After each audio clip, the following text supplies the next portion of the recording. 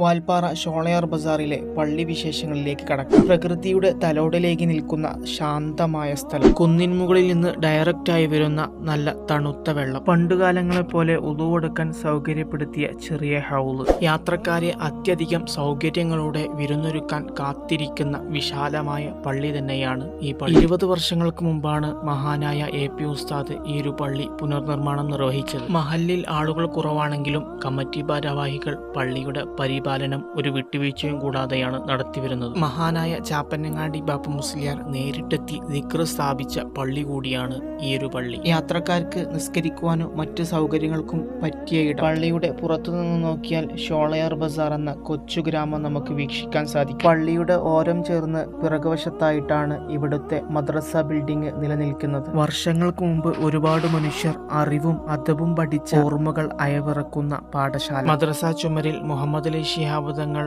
ഉദ്ഘാടനം നിർവഹിച്ച മാസവും വർഷവും കാണാം. മദ്രസയുടെ ഉൾഭാഗം മനസ്സിനെ വല്ലാതെ വേദനിപ്പിക്കുന്നുണ്ട്.